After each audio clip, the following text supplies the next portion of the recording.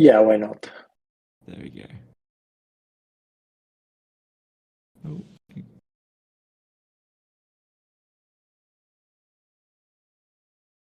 Hey, Philip. Hi, nice. hi.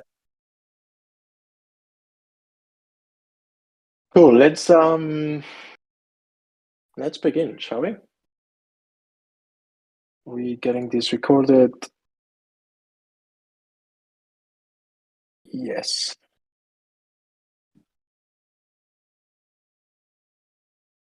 All right. How are you guys? Bullish.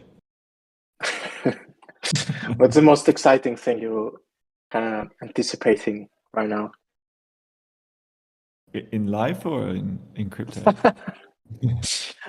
Well, if you want to share it live, but I was, I guess, like referring to crypto. Today, well, everything that Voltz is doing, of course, but outside of that, there's we'll see. Yeah. So Much better. Shanghai upgrades on the way. ZK EVMs seem like they're going to happen probably next month. There's quite a lot to look forward to be honest.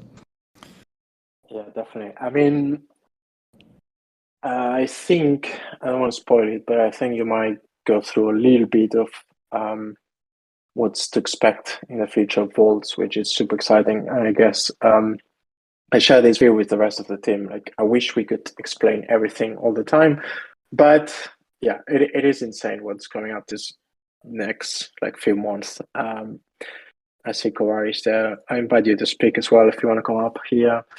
Um, so just for everybody who's just joined for first time, so we have Simon on stage, who is the CEO and co-founder of Voltz. We have Arthur on stage, AB, who's also CTO and co-founder of Voltz. Then we have members of the team with Joanna, Philip, Alex, and Mike, and some other ones that are just in the audience. And we do this once a month. It's quite informal, so like I keep on insisting one day it's going to happen. Somebody from the audience would like to come on stage and talk with us. Don't feel shy. You can just do so. Inviting, yeah, there we go. So if you have questions while we're going through some topics, just feel free to drop them on the town hall channel. If we have time towards the end, we will try to answer them. We do have a list of questions that we've been collecting the last few days that we're gonna aim to go through as well today. And yeah, without further ado, Simon, you wanna take the reins for maybe like a general update? Yeah, so well, we last spoke at the beginning of January, which was right after the end of season one and a few days of kind of, well, a month of kind of crazy trading. So through January, clearly relative to the end of December, is always going to be a bit quieter. But actually, if you look at it on aggregate, there's been about 200 million of notional traded through the month, which is close to the best ever month, actually. So on a relative basis, it's been a really good month. That said, there was definitely a quiet period kind of right at the beginning of January. In part, I think that has improved because there's been a few markets that went live. So you'll have seen that there's a 1 month Aave AUSDC pool where there's been quite a bit of trading, and then there was an AUSDC pool on Aave v3 that went live only a few hours after Aave v3 went live on Ethereum. So that was a pretty fun period of time, getting that live in just a few hours, which I think Arta can talk to a little bit more later. In terms of other things, we've had some kind of upgrades go out to some of the optimizers. We also had a new team member join the Voltz Labs team. So that's Fontes. He unfortunately can't actually make this call, but you'll see him in Discord hanging around. He's joined us to support with growth. So we're super excited to have him.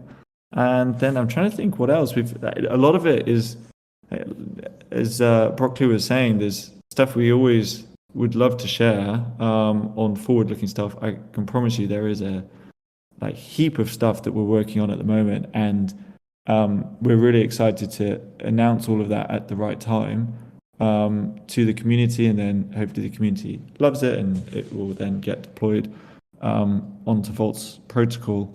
But yeah, those things, unfortunately, they're not fully ready to talk about. But when we do come to talk about them, they are pretty gigabrain and exciting. Yeah, totally. It's a multiple, or like a combination of different things. It's not that we're just working on one big thing, but it's actually a lot of stuff happening at the same time. And I think I tweeted last week or this week that historically, when this team has been quiet, it's because there's something big in the oven, which this time is not different. Also, you will see pretty soon, those of you that have been like supporting us in terms of like giving very direct feedback to our app. You will be summoned by Kobar Issues in the audience to give some feedback on like some stuff that we've been working on recently. And obviously, we're not building it for ourselves, we're building it for you, the traders or liquidity providers. So we do value a lot whatever input you have. And ultimately, we want to build something that you feel you want to use and you feel comfortable using it. Cool. Arthur, do you want to add anything? Feeling bullish? Yeah, always bullish. There isn't much else to add, to be honest. I think just maybe on the Aave V3 pool was quite a quick deployment on our end, and as soon as Aave V3 launched on mainnet, we felt like the rates were going to be quite volatile in the early days because the markets were still trying to get established and people are still migrating their TVL. And we thought that it would be like interesting market to trade. It was a relatively short window of duration of 2 weeks. The fact that the market itself was quite volatile and the fact that you could also in theory arbitrage the race between B2 and V3 seemed like quite an interesting kind of use case to try and target with this market and see if the community finds it interesting to trade. But I guess from our perspective, it was quite simple to kind of build a new rate oracle, wire it up to Aave V3, get it start consuming some values, and then start spinning up pools on top of it. So that was quite an interesting, I guess, stress test to the overall infrastructure we've built here at Voltz. Yeah, I guess that's it. Yeah. You know, you say it as if it's not. Yeah, the turnaround I think was like around 4 hours, which is pretty quick. And also Simon mentioned this month, despite being slower compared to the previous one, it's still 200 million without including this pool. Am I correct? Maybe Joanna, you're actually more on top of the data. Of course, it would be excluding this pool because we only launched it a few days ago.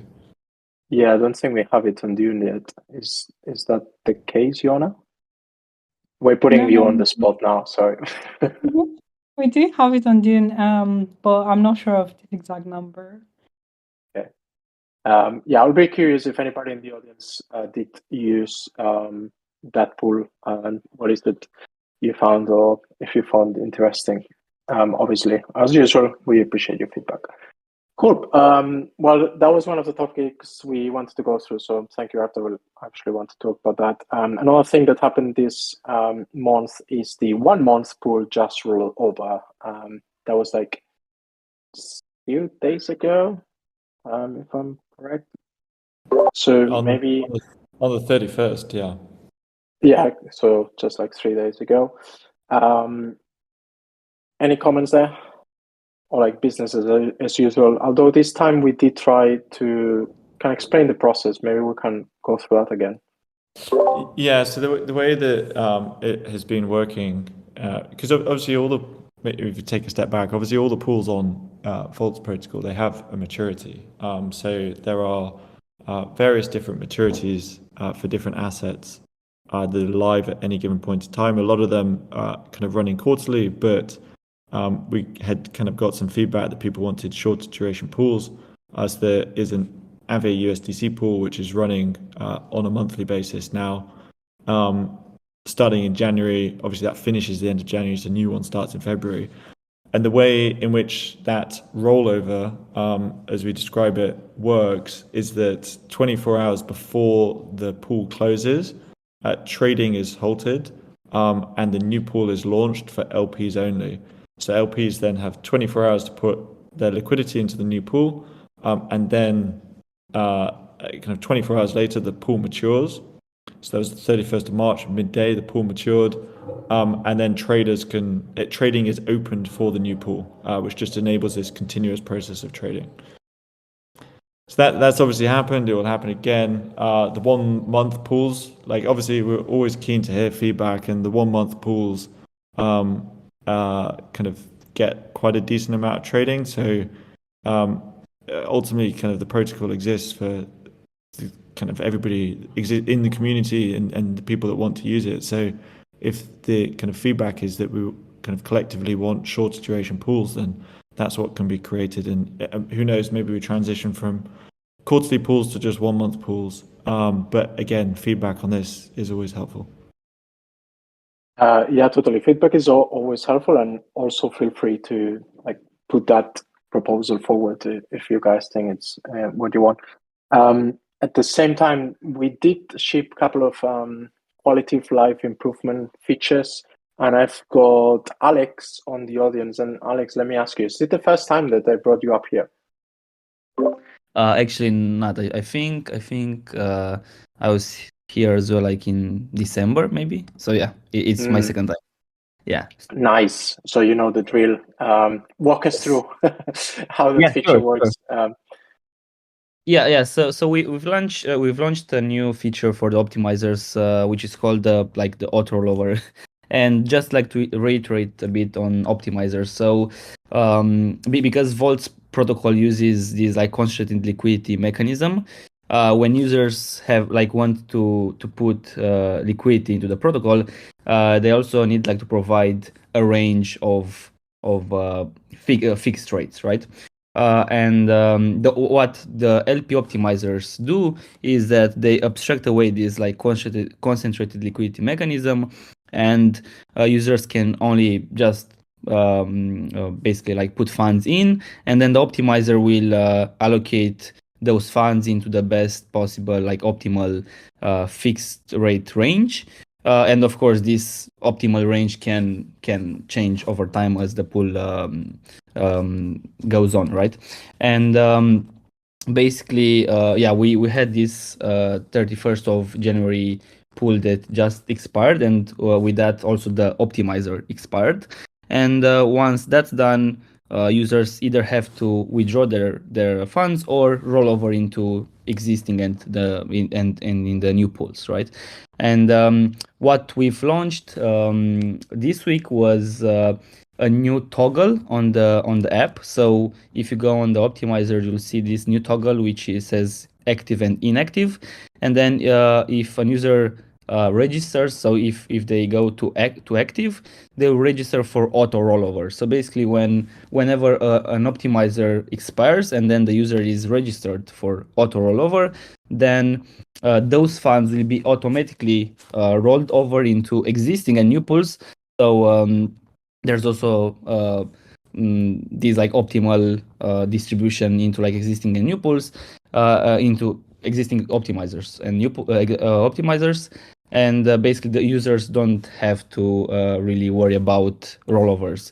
So and of course, at any time you can unregister from auto rollover, and you can withdraw your funds if you want.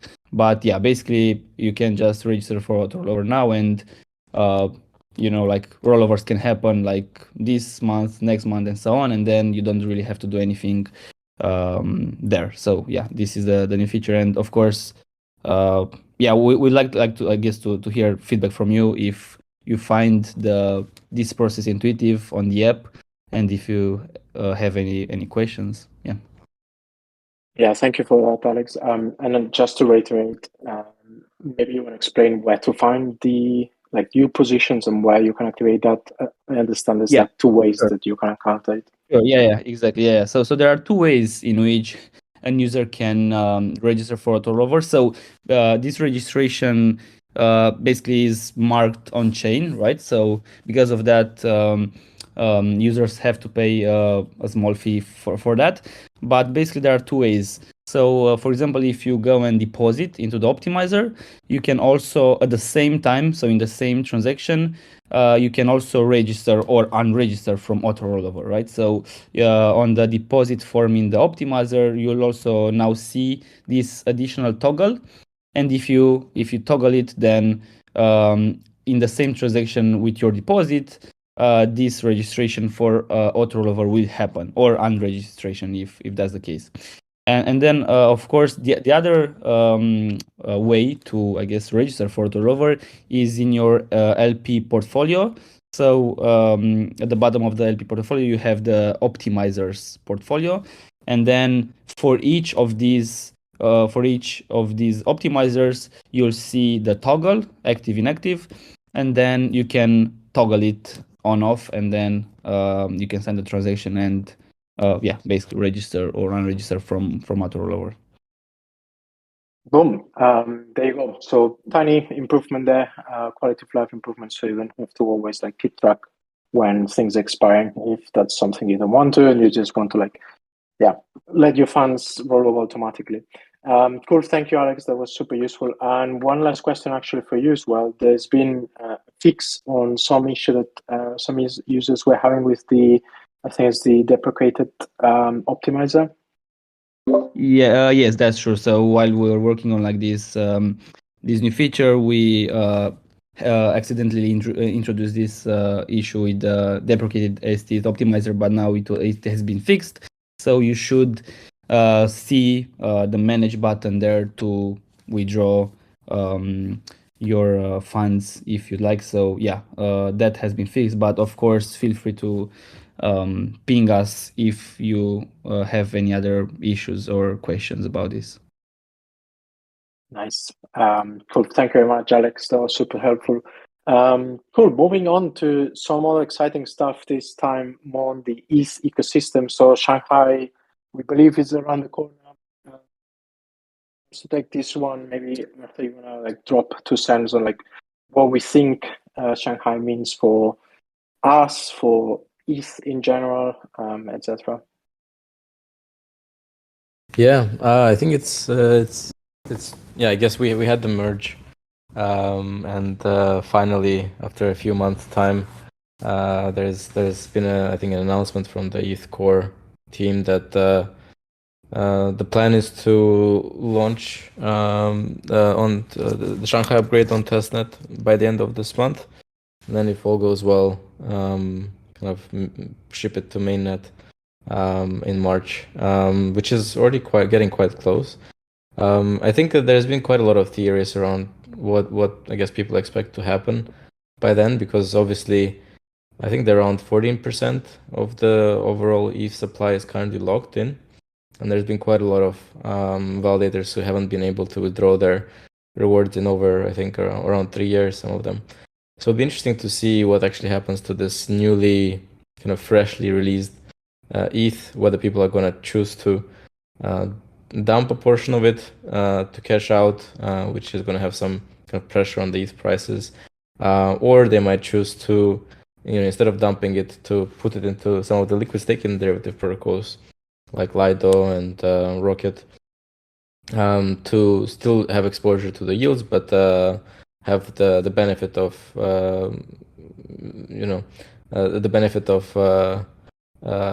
being able to use this kind of staking derivative tokens in the rest of the DeFi ecosystem, and where the alternative would be to just stake on your own, run a single node, and have no way of using these assets anywhere outside of the node itself. So that's quite interesting, like where that would lead. I think there's been quite a lot of development recently in the lend borrow protocols space. In particular, the likes of Aave V3 releasing the E mode, which is going to make it more capital efficient for people to kind of get levered exposure to staking returns. And my feeling is that it's going to eventually have kind of a pressure on the borrow costs to start and get closer towards the staking returns that you could get on some of these protocols, mainly because of the fact that the staked assets are no longer treated as futures, which can only be released at some predefined date, which is not really predefined. It's dependent on the team delivery timelines of the core team of Ethereum. So now that this is kind of going to disappear, the staked derivative tokens are going to be a lot less like futures and a lot more like kind of wrapped ETH assets, which is going to make the borrow markets a lot more, I think, aligned with what's going on in the staking markets. And I guess the other thing that's quite interesting is now that, once the withdrawals become available to everybody, I'll be curious to see like what happens to the total supply of staked assets, because if there's a big chunk that decide to withdraw, that's obviously gonna increase the overall block rewards per node, which is gonna let the kind of force the yields to go even higher on staked deposits. But it may lead to even more deposits because people are now gonna feel a lot more comfortable given the withdrawal option. So it's still very speculative, but there are a lot of interesting scenarios that could start to unfold. And as a trader, you'd be able to express some of these views through a swap on Voltz, or even in kind of spot or future markets as well. Yeah, I mean, what's happening is like for the industry, it's something that everybody's trying to guess what are the implications. Simon, you did take part of like a very interesting conversation with the guys at Ultimate Money. I just dropped in the main channel here on Discord that recording, but also they summarized it on a thread. So basically, you joined conversation around Shanghai upgrade as well, and what it means for ETH. So what Arthur was also commenting, which is super interesting. That Twitter Spaces, it's been recorded, so I'll just share it if you guys are interested in it. Just feel free to hear that. Any comments from you as well? I remember you had very interesting points on the demand currently. Well, I think it was kind of so Arthur was just talking to some of this, but it's like what drives yield on STETH or RETH is obviously, well, there's multiple things that go into that, but one of the biggest drivers is actually the amount of ETH staked, because if there's more ETH staked, then it's effectively dilutes the overall returns and therefore brings down the yield on something like STETH or RETH. If there's less ETH staked, then the opposite happens, and the rewards are shared amongst a smaller number of validators, therefore the kind of relative yield is actually higher. And there's kind of all this quite interesting debate as to what's going to happen at the Shanghai upgrade. Are loads of people suddenly going to exit and stop staking, or actually is the opposite going to happen, because now you can stake and unstake if you just avoid kind of like the exit queue, the kind of nuance. You can basically just stake and unstake your ETH whenever you want. At which point, why would all the ETH in, at least on Ethereum, not just be staked, right? Because it could generate yield. And obviously people have different views on this, but what's kind of interesting from a Voltz perspective is you can trade those views. Because if you believe that the rate is going to go down versus where it is today, you could enter an FT position depending where the fixed rate is. If you believe the rate's going to go up, i.e. less people are going to stake, then you could enter a VT position, again with the caveat of depending where the FT rate is, the fixed rate is. So it's kind of interesting from our perspective. I think there's going to be a lot of people that start, like we mentioned in the general chat the other day that we were writing an article around this, just explaining some of these mechanics. But particularly post Shanghai upgrade, when people can move in and out and it's not really clear how much ETH is going to be staked, whether it's going to be kind of growing or shrinking or whatever, it can just move seamlessly. Actually, there's a bunch of trading opportunities that could start to emerge off the back of that, which obviously you can do on Voltz protocol. Right, you can do that. You don't need to go elsewhere. Cool, thank you guys for that. And again, we're keen to hear from you. What is that you expect from Shanghai, or if there's anything that you would like Voltz team to do regarding that. we are already actively thinking about it. Cool. There's one last thing in terms of news that we want to go through, which is we were running this referrer campaign where you could potentially acquire the first governance badges. So that's the SVT that is non-programmatic, so it's nothing that you do on the protocol, but outside of it. In that case, we linked it to referring badges, and we let that run all the way till the end of January. And we're very happy to say that we have our first winners. We will announce them. I guess we could do that tomorrow, Simon. Yeah, we could do that tomorrow. Yeah, so it's 15 addresses. We will share those. And if you're among those, just send a DM and we'll get that SVTs to you. And as we said in the past, so that opens the window for like the next thing in the governance SVT. So we'll think what's next. So pay attention to our announcements and we'll go through that as well. Cool. Should we do AMA? Let's do it. Let's do it. So do you have plans to launch a token? Just be aware that we have not launched the token yet, which means if you come across like some Voltz token with a logo, just that's not us. We haven't launched it yet. Besides that, we have NFTs, we have SVTs, those are also tokens. But yeah, those so far the news regarding tokens. Next, discussion of new liquidity pools and the transition to L2 solutions. I hope this will happen. Of course, everyone is waiting for the announcement of the token. Simon, do you want to take that one? Yeah, so the new liquidity pools, I'm not actually 100% sure what that's referring to, but maybe the new pools. So there's the Aave V3 market that went live. Super short duration, actually. So it matures on the 10th of February, which means that there's relatively insane amounts of leverage available. So there's been quite a bit of trading on that. Likely that a new pool gets launched on that as well, so people can continue to arb between the Aave V2 and Aave V3 markets, which is kind of interesting. On the L2, all I can say is that there's some serious conversations going on at the moment, and there's going to be some announcements kind of reasonably soon, which are going to be quite exciting. But yeah, it's certainly something which we know that everybody in the community wants, so we've been looking at it pretty closely. So it's probably one of the most asked questions since existence, final two alongside tokens. So there you have it. That sounds like alpha to me. Right, and that answers like some other question. So thank you. So how many hours are left until the closure of the second season? Kamarish answered the exact hours yesterday, but for reference, we close and open seasons with the end of the quarter. So you still have plenty of time to collect SVTs for season 02, which runs till the end of March. Cool. Is there any other product which I can use on Voltz with minimal hands-on? Arthur, do you want to take that one? Actually, Alex talked about it quite recently, but yeah.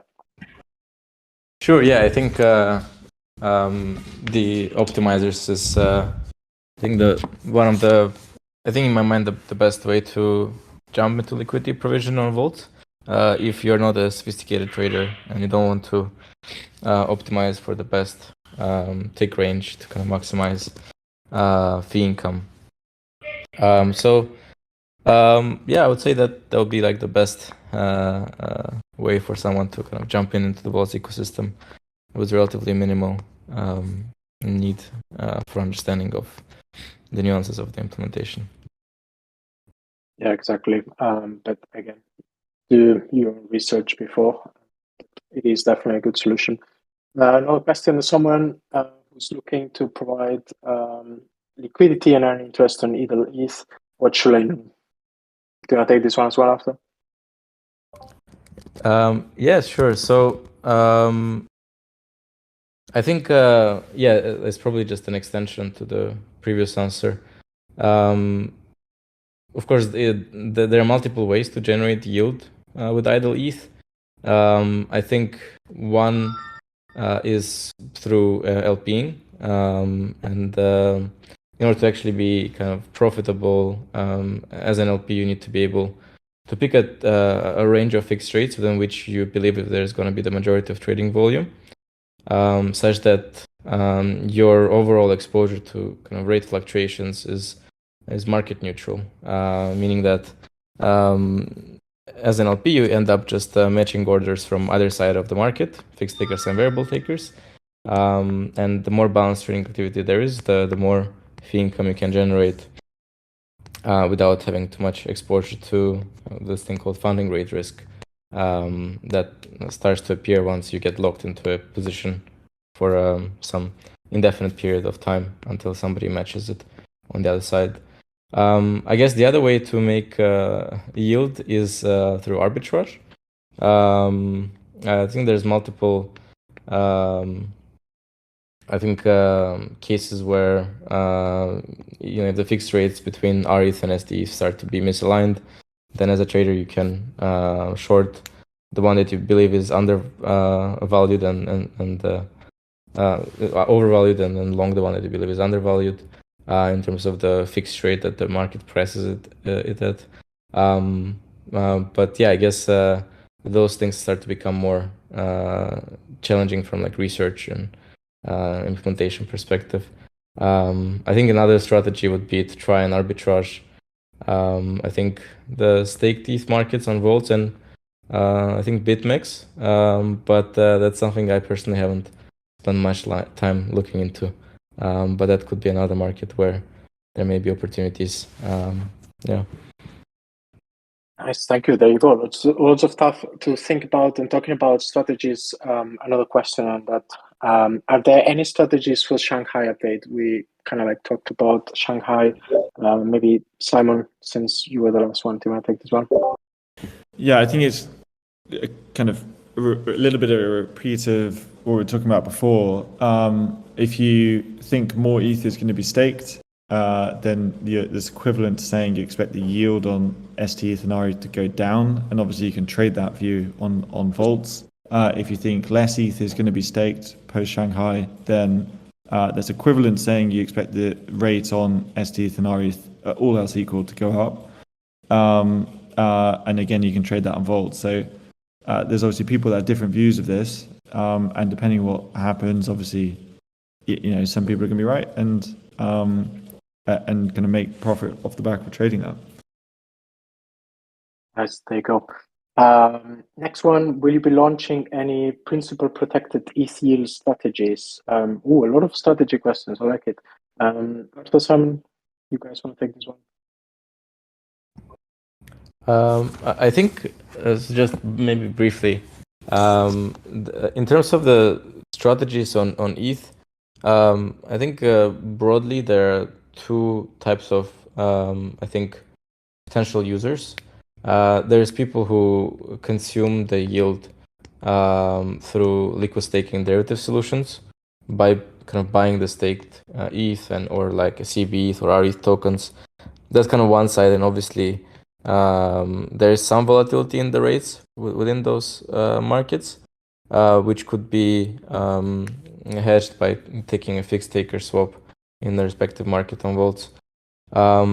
But on the other hand, there's also the single kind of node operators and the validators who are sitting on the other side of the value chain, responsible for generating the yields on behalf of those RETH and STE stakers.